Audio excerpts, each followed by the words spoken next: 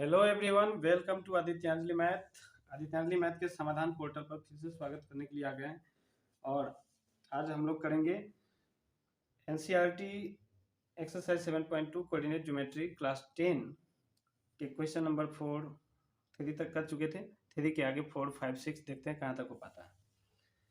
तो इसी क्रम में चलते हैं आगे। क्वेश्चन नंबर 4, ये जो क्वेश्चन है कहता है find the ratio in which the line segment joining the points -3, 10 and 6, -8 is divided by -1, 6। Question क्या कहा कि कोई लाइन सेगमेंट है जो दो पॉइंट, जिसका दो इंड पॉइंट दिया हुआ है। ये इंड पॉइंट एक है -3, 10 और दूसरा इंड पॉइंट है 6, -8 और इस पर कोई बिंदु है P मान लेते हैं। इसी लाइन सेगमेंट पर वो बिंदु है P जिसका कोऑर्डिनेट है -1, 6। अब कहता है कि ये जो P बिंदु है ये इस पूरे लाइन सेगमेंट को किस रेशियो में डिवाइड करती है, किस रेशियो में डिवाइड करती है। चलिए मान लेते हैं कि ये m/n में डिवाइड करती है, m/n में डिवाइड करती है। अब डिवाइड करती है तो डिवीजन फार्मूला, सेक्शन फार्मूला लगा दें हम लोग। सेक्शन फार्मूला क्या होता है, पिछले कुछ क्लास में भी देखे थे और थ्योरी क्लास में भी अच्छे से देखोगे। सेक्शन फार्मूला क्या होता है? सेक्शन फार्मूला होता है mx2 + nx1 / m + n, और y में क्या होता है, यही my2 + ny1 / m + n।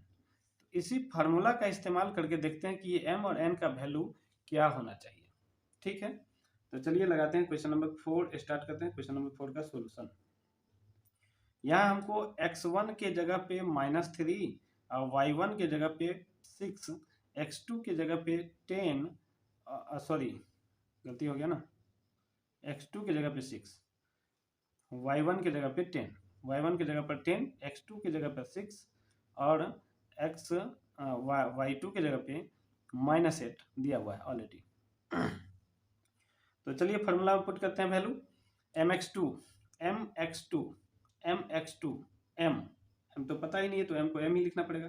mx2 ये किसके बराबर होगा, तो ये कोऑर्डिनेट p का कोऑर्डिनेट होगा -1, 6 के बराबर। mx2 x2 कितना है, x2 कितना है 6, तो m × 6 प्लस nx1, n कितना है, n तो n ही है, x1 कितना है -3, तो n × क्या लगा रहे हैं mx2 + nx1, हाँ ठीक है, nx1 -3 / m + n। ऐसे y में चलते हैं तो my2 m तो m ही है, y2 क्या है -8, तो m × -8 प्लस ny1, तो n तो n ही है, y1 कितना है 10, तो n × 10 / m + n। अब देखिए ये -1 जो हुआ वो x है और 6 जो है वो y है, तो इसके बराबर x और इसके बराबर y, -1 के बराबर x, तो इसका वैल्यू इसके बराबर होगा। तो क्या लिख सकते हैं हम? अब यहाँ पर एक बहुत अच्छा क्लाइमेक्स है। आप ये दो इक्वेशन में जो है उस दोनों इक्वेशन में से किसी एक इक्वेशन से ही इस क्वेश्चन का आंसर ला सकते हैं। जैसे मान लें कि -1 के बराबर इस x वाले वैल्यू को करें तो ये क्या हो जाएगा, m × 6 6m और n × -3 तो -3n / m + n बराबर क्या होना चाहिए, तो -1। क्रॉस मल्टीप्लीकेशन अगर करें, बाई क्रॉस मल्टीप्लीकेशन,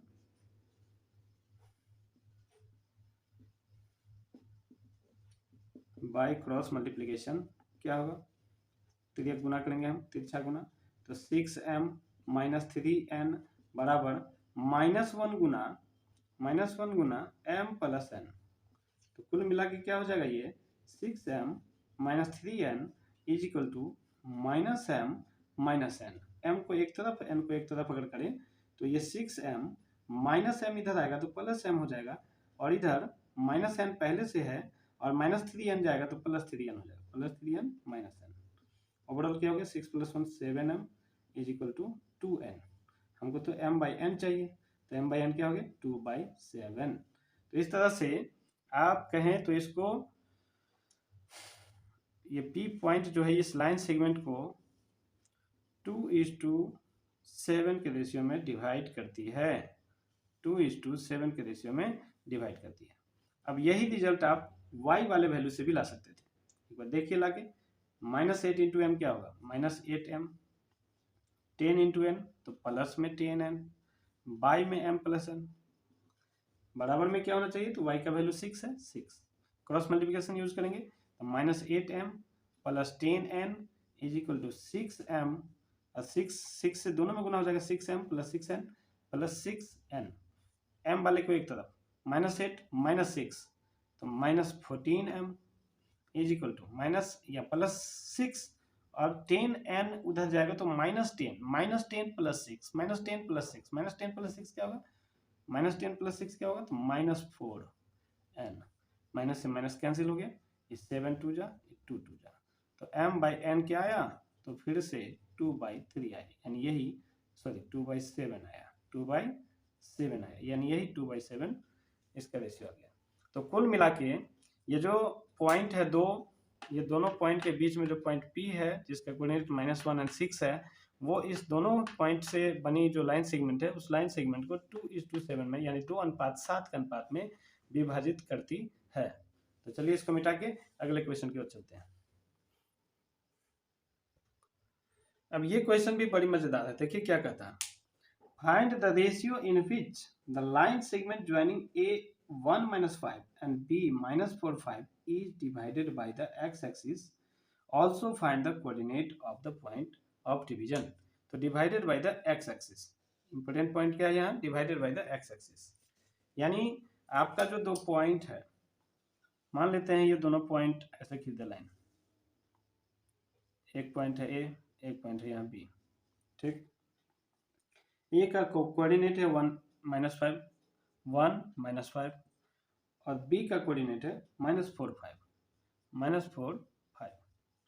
और ये जो किसी एक पॉइंट पर डिवाइड कर रहा है इसको, वो पॉइंट x एक्सिस पर है। तो यही गौर करने वाली बात है कि ये जो कोऑर्डिनेट है तो x एक्सिस हुआ और ये y एक्सिस हुआ, ये कोऑर्डिनेट है, कोऑर्डिनेट बोल दिया, coordinate x axis y axis, तो x एक्सिस पर कहीं पर भी जो पॉइंट होगा ना, उसका y कोऑर्डिनेट ऑलवेज 0 होगा, हमेशा याद रखना है। यानी ये जो x एक्सिस पर कोई पॉइंट P है तो उसका x कोऑर्डिनेट तो कुछ होगा, लेकिन y कोऑर्डिनेट उसका ऑलवेज 0 होगा, यानी ऑर्डिनेट ऑलवेज 0 होगा। इसी तरह से अगर कोई पॉइंट y एक्सिस पर है तो उसका x कोऑर्डिनेट 0 होगा। चलिए, तो अभी तत्काल हमको x एक्सिस से काम है कि ये जो दो पॉइंट है A और B, इस ए बी को काटती है जो पॉइंट x एक्सिस पर, उस पॉइंट का कोऑर्डिनेट हमको फाइंड करना है। तो मान लेते हैं उस पॉइंट का कोऑर्डिनेट x, 0 है, x तो कुछ वैल्यू जो आना होगा आएगा, y तो श्योर 0 है क्योंकि वो पॉइंट x एक्सिस पर है। तो ऐसे में हम सेक्शन फार्मूला यूज करें, नहीं डिस्टेंस फार्मूला यूज करें।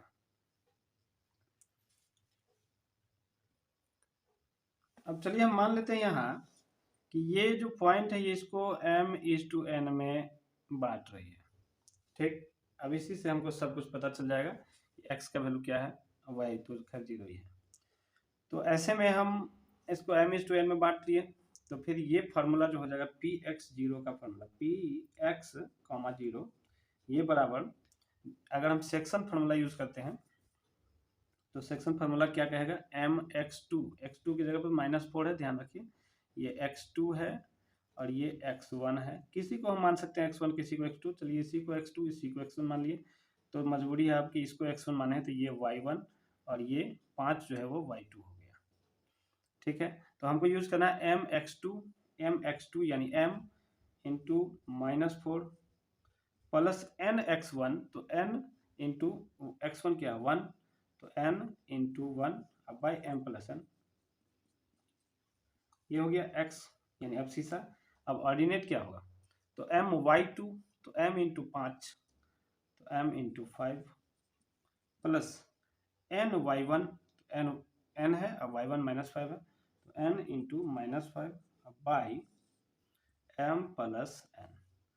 अब वैल्यू कहाँ से मिलेगा, यही 0 आपको काम देगा, यानी y का वैल्यू तो हमको कंफर्म पता है, इसी से हम m और n का रेशियो पता करेंगे और एम एन एन का रेशियो पता चल गया, एम एन एन का वैल्यू रेशियो पता चल गया, तो फिर एक्स भी मिल जाएगा। तो अगर हम इसको वाई के माने ऑर्डिनेट के वैल्यू के बराबर कर दें, यानी 5 इंटू एम क्या होगा 5m, माइनस 5 इंटू एन क्या होगा तो -5n, बाई में क्या है तो m प्लस n, वही बराबर हम कर सकते हैं 0, ये अकॉर्डिंग टू क्वेश्चन। ठीक, तो कैलकुलेट करें अगर क्रॉस मल्टीप्लिकेशन तो क्या होगा 5m minus 5n is equal to 0 इतना something, 0 into something, 0 into something क्या होता है 0 ही होता है। तो 5 को अगर m प्लस n से गुना करें तो 0 ही हो जाएगा, m प्लस n गुना 0 तो 0 ही हो गया, m प्लस n इंटू 0 तो 0 ही हो गया। अब ये -5n plus 5m minus 5n बराबर 0, इसका मतलब क्या हो गया प्लस 5m बराबर -5n, -5n उधर जाएगा तो प्लस 5n हो जाएगा। तो 5m is equal to 5n, 5 तो कैंसिल हो गया, तो इसका मतलब क्या हुआ कि m बराबर n है, यानी m बाई n की अगर बात करें तो 1/1, यानी ये जो बांट रही है जिस रेशियो में, वो रेशियो आपको पहले मिल गया कि रेशियो है 1:1, 1:1। अब इसी m और n का वैल्यू 1 पुट करके हम x का वैल्यू निकालते हैं। अब आते हैं x, अब शीशा में, अब शीशा में क्या हो जाएगा m के जगह पर 1 पुट करेंगे तो 1 इंटू -1 प्लस -1 नहीं था -4 था, प्लस n इंटू 1 तो 1, n भी तो 1 है, 1 इंटू 1 बाई में m प्लस n यानी 1 प्लस 1 बराबर में क्या तो ये वाला x, x कैलकुलेट करिए तो 1 इंटू -4 क्या होगा -4 plus 1 into 1 1/2 is equal to x, तो x का वैल्यू क्या हो गया 1 - 4 यानी -3/2, यही हो गया। तो इस तरह से आपको दूसरे क्वेश्चन का आंसर मिल गया कि ये जो पॉइंट है P, इस P का जो कोऑर्डिनेट है x एंड 0, वो कोऑर्डिनेट क्या है यानी x का वैल्यू क्या है, तो x का वैल्यू क्या आ गया -3/2 और 0 का वैल्यू तो 0 ही होगा। तो अंत में सेकेंड क्वेश्चन जो था कि P का कोऑर्डिनेट क्या होगा, तो P का कोऑर्डिनेट होगा -3/2, 0। तो आई होप कि ये सॉल्यूशन अच्छी तरह से समझ में आया होगा आपको, और अगर अच्छी तरह से समझ में नहीं आया हो तो वीडियो को रिपीट करके देखें, अच्छे से समझ में आ जाएंगे। अब इसको मिटा के अगले क्वेश्चन की ओर चलते हैं। देखिए बड़ा अच्छा क्वेश्चन मिला, क्वेश्चन नंबर 6 कहता है if 1 2 4 y x 6 and 3 5 are vertices of a parallelogram takes in order find x and y। Takes in order का मतलब क्या हुआ कि क्रम से है, क्रम से इस चारों पॉइंट है और किसी पैरेललोग्राम के 4 वर्टेक्स है, वर्टिसेस है, यानी कोई पैरेललोग्राम है से, पैरेललोग्राम को आप जानते हैं पैरेललोग्राम क्या होता है, समझते तो ठीक है, नहीं तो नहीं समझते हैं तो ऐसे समझिए कि आयत को टेढ़ा कर दे पैरेललोग्राम बन जाएगा, आयत को टेढ़ा कर दे तो पैरेललोग्राम बन जाएगा। मान लेते हैं एक पॉइंट है ए, ये पॉइंट है बी, ये पॉइंट है सी, इसको थोड़ा और डिजाइन बना दे, सीधा कर दें, ये हो गया डी, थोड़ा टेढ़ा लग रहा था, ये हो गया डी, ठीक है।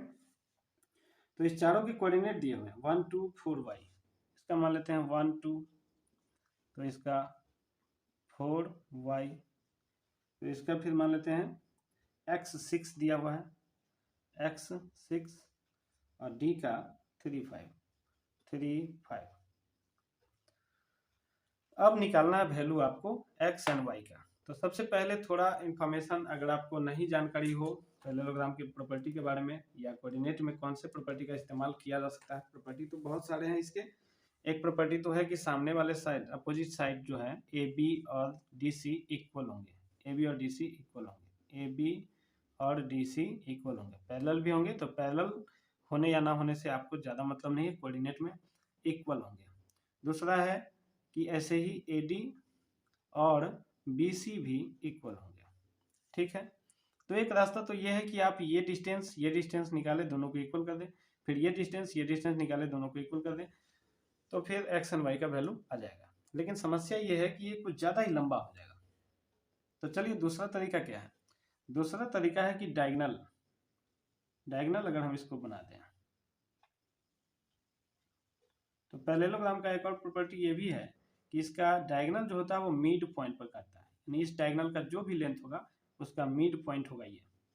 और इस डायगोनल का जो भी लेंथ होगा उसका मिड पॉइंट होगा ये पॉइंट ऑफ इंटरसेक्शन। बस इसी प्रॉपर्टी का इस्तेमाल करते हुए हम लोग इस क्वेश्चन को सॉल्व करेंगे कि इस पॉइंट का कोऑर्डिनेट क्या होगा, इस AC के अकॉर्डिंग क्या होगा और इस BD के अकॉर्डिंग क्या होगा, और उस दोनों को टैली कर देंगे यानी एक कर देंगे, क्योंकि दोनों तो एक ही पॉइंट है।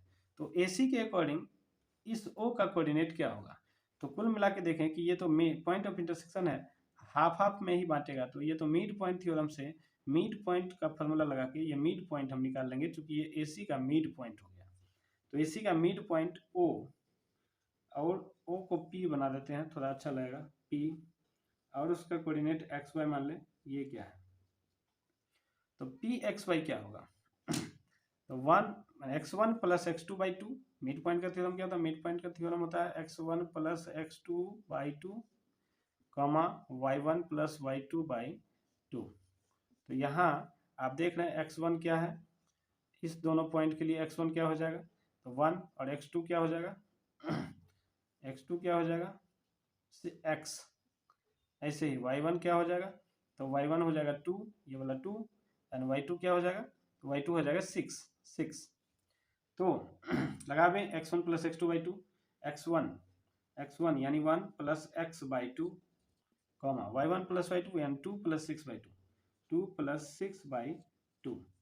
ये क्या हो गया 1 प्लस x, तो 1 प्लस x ही रहेगा, बाई 2 ही रहेगा, और ये 2 प्लस 6 तो 8 हो गया, 8/2 क्या होगा 4, तो 1 प्लस x/2 कॉमा 4। ये हो गया P का AC के according coordinate.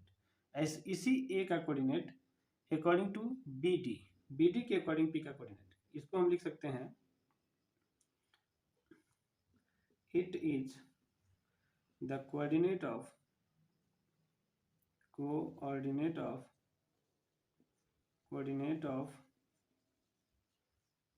P point P, इसलिए inverted comma, according to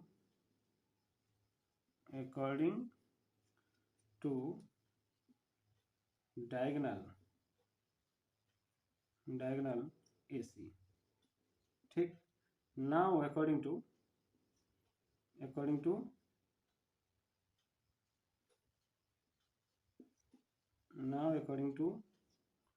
diagonal BD,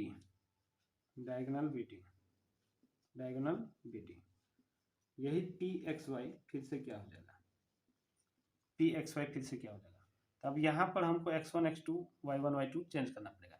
तो x1 यहाँ पर अगर हम 4 को मानते हैं तो x2 हो जाएगा 3, x1 4 तो x2 3, और y1 मानना पड़ेगा y को, तो y2 हो जाएगा 5, y1 हो गया y और y2 हो गया 5। तो अब मैच करिए x1 plus x2/2, x1 4 x2 है 3, तो 4 प्लस 3/2 कॉमा y1 है y, y2 है 5, तो y प्लस 5/2 क्या होगा result, 4 plus 3 7/2 comma y plus 5/2।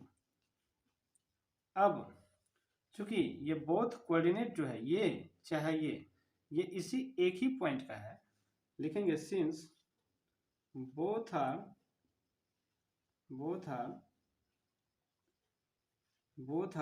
the coordinate of same point, both are the coordinate of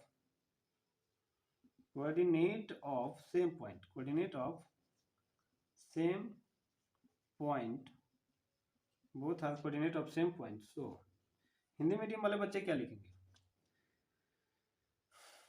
it is coordinate of point P according to diagonal AC।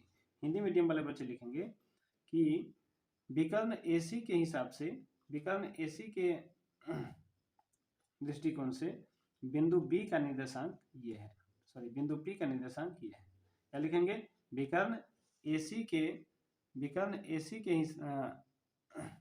सापेक्ष, विकर्ण AC के सापेक्ष बिंदु P का निर्देशांक, विकर्ण AC के सापेक्ष बिंदु P का निर्देशांक ये है x प्लस 1/2 4। और सेकेंड टाइम में लिखेंगे विकर्ण BD के सापेक्ष बिंदु P का निर्देशांक, और ये लिख देंगे बराबर में। ठीक है, विकर्ण BD के सापेक्ष P का निर्देशांक और बराबर में ये बिंदु लिख देंगे। अब तब लिखेंगे चूंकि ये दोनों ही कोऑर्डिनेट एक ही बिंदु के हैं, इसलिए दोनों बराबर, इसलिए सो 1 प्लस x/2 कॉमा 4 ये बराबर क्या होना चाहिए, 7/2 कॉमा वाई प्लस 5/2। अब इसका मतलब क्या हुआ कि एक्स एक्स बराबर और वाई वाई बराबर।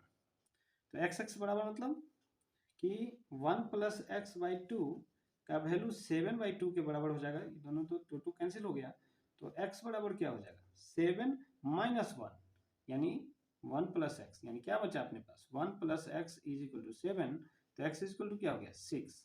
चलिए x का वैल्यू मिल गया 6। ऐसे ही y को y के बराबर करें तो y plus 5/2 is equal to क्या है 4। तो y प्लस 5 क्या हो जाएगा 4 2 जा 8, y क्या हो जाएगा 8 से 5 गया तो 3। यानी आपको जो दो पॉइंट x एंड y चाहिए था वो दोनों पॉइंट मिल गया। p कोऑर्डिनेट का p बिंदु का दोनों पॉइंट x एंड y क्या मिला आपको, तो 6,3। तो आपको इस p 6,3 ये कोऑर्डिनेट आपको हालांकि नहीं निकालना था, कोऑर्डिनेट अगर पूछे तो 6,3 कर सकते हैं। अब वैसे x का वैल्यू पूछा था तो x का वैल्यू हो गया 6 और y का वैल्यू हो गया 3। तो आई होप कि आप बड़े सस्ते ढंग से इसको समझ गए होंगे, और नहीं समझे होंगे तो एक बार वीडियो को रिपीट करके देखें, सारी बात अच्छे से समझ में आ जाएंगे। अब चलते हैं अगले क्वेश्चन की ओर। क्योंकि वीडियो लंबा हो गया तो अगले क्वेश्चन अगले वीडियो में। इतने के लिए धन्यवाद। Okay, have a nice day. अगले क्वेश्चन का इंतजार करिए अगले वीडियो में।